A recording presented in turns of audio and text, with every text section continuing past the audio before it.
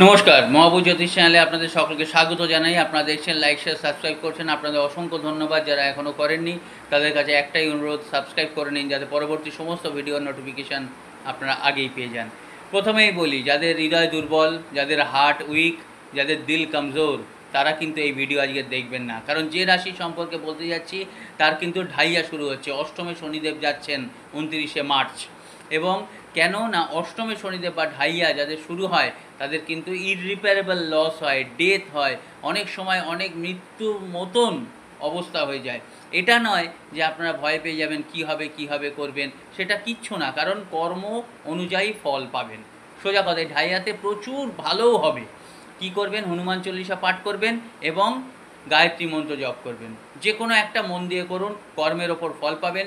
সিংহ রাশি সেই রাশি, খুব বুঝে শুনে চলবেন। ভালো লাগলে যোগাযোগ করুন।